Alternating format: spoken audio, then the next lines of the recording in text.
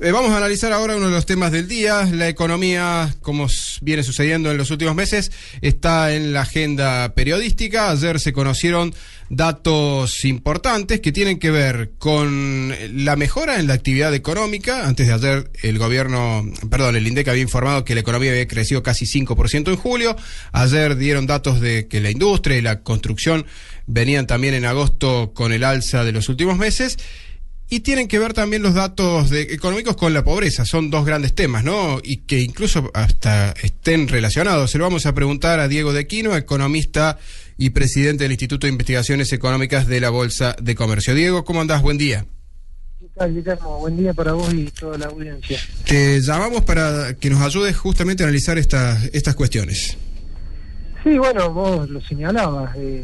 Lo que está ocurriendo es que empieza a haber información sobre lo que está ocurriendo en los últimos 2 meses, que de alguna manera empiezan a manifestar lo que se percibe o se sospechaba, digamos, cuando uno analizaba cifras indirectas. La cifra que hubo en materia de crecimiento en realidad es un estimador mensual de actividad. La última cifra de crecimiento que tenemos es al primer trimestre, del año 2017. Pocos días más vamos a tener la medición concreta del segundo trimestre. Lo que hace el estimador mensual de actividades es como adelantar un poco lo que de alguna manera después confirma el crecimiento. Yo el dato que más me parece a rescatar en materia del dato económico, ¿sí?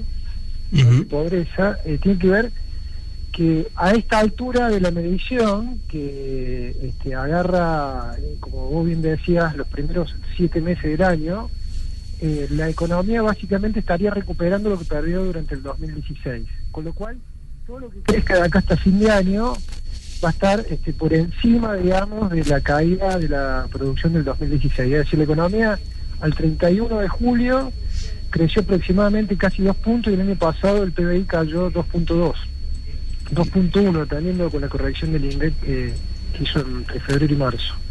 Con lo cual, el envío de agosto, septiembre, que ya está terminando, y el último trimestre del año, todo lo que se produzca de crecimiento neto va a ser por encima de la caída del 2016. Es decir, que el rebote del 2017 estaría sobrecompensando la caída del producto 2016. Y ese creo que es un dato alentador. Me parece que hay que ponerlo en perspectiva, y también el tema de que estamos cerrando en la última parte del año con un envión, a diferencia de lo que pasaba con los años pares e impares, digamos, desde el 2011 en adelante, que normalmente el crecimiento llegaba muy cansado al final del año impar, digamos, si uno mira las estadísticas, y siempre cuando se ingresaba en el año par, a la salida del verano, la actividad se enfriaba de forma fuerte, y eso era lo que explicaba que el 2012, el 14, el 16 la actividad cayera.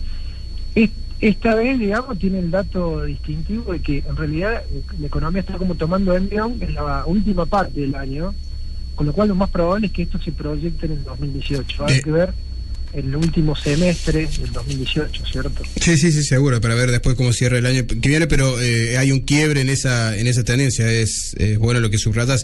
Diego, ¿por qué? Es la pregunta. ¿Por qué está mejorando la economía?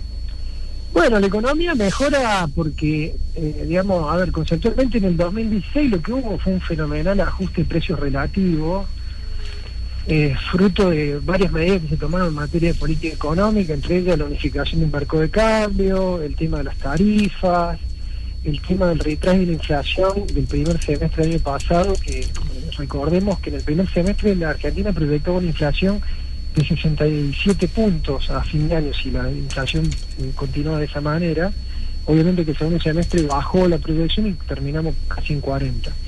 Pero todos estos aspectos lo que hicieron es modificar los precios relativos. Eso lo que modificó es, como nosotros decimos, los ganadores y los perdedores. No quiere decir que todos cambiaron, pero algunos de los sectores que eran ganadores dejaron de serlo, algunos que eran perdedores comenzaron a ser ganadores, otros pasaron como en un empate táctico. Eso es lo que ocurrió básicamente en los primeros, yo diría, 9 meses del 2016, arrastrando, digamos, inclusive también, yo diría, diciembre del 2015.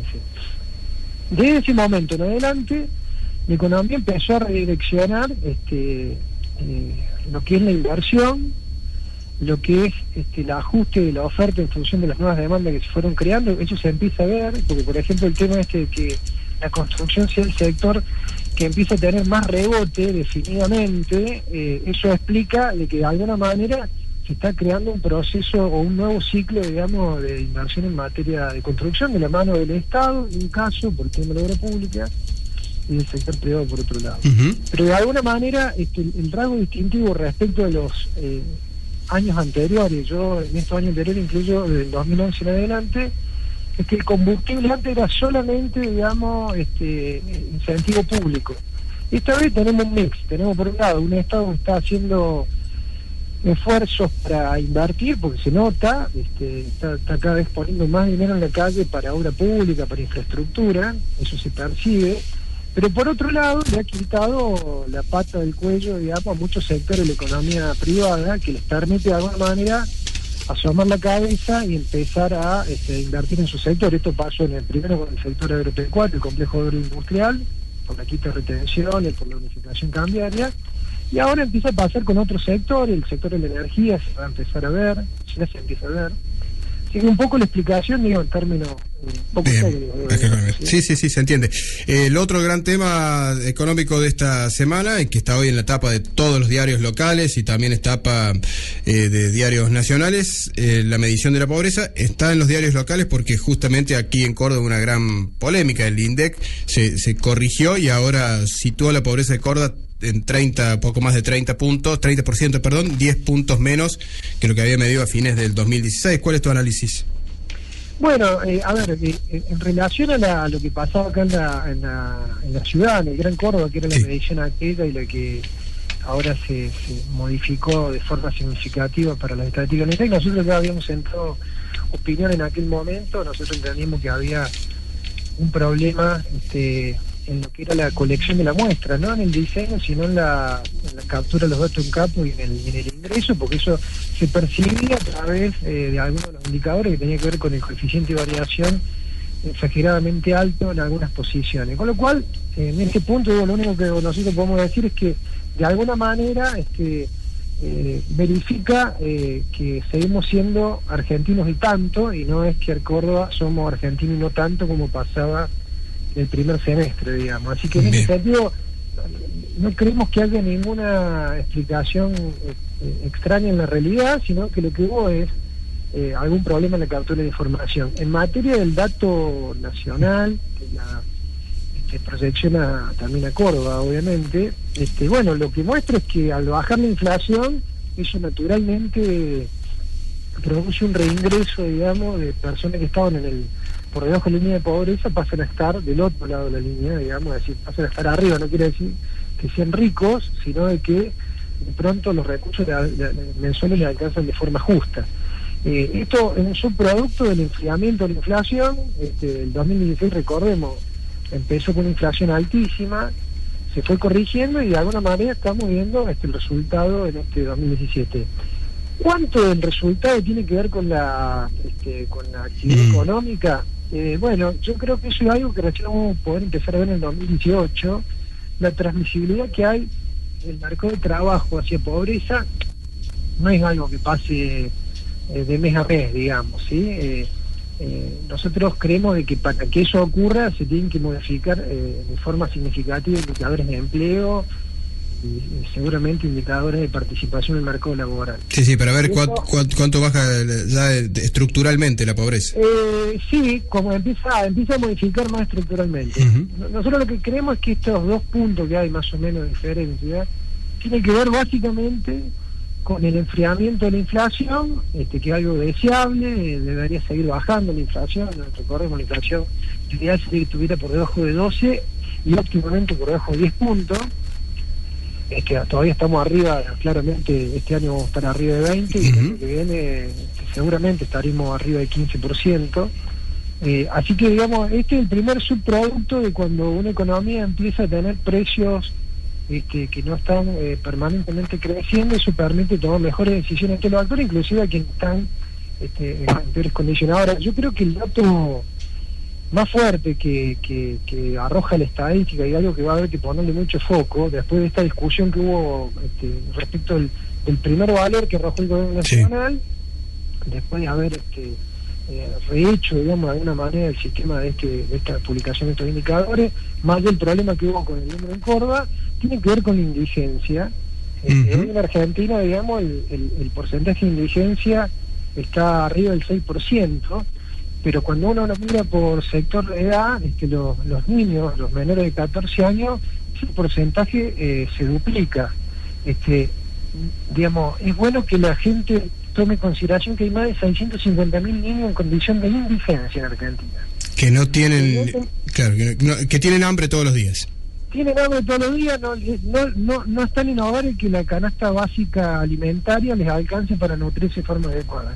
Y hay 2.600.000 niños que están en condición de pobreza, es decir, aparte de los 650.000 que son indigentes, hay 2 millones más que no son indigentes pero están en hogares pobres.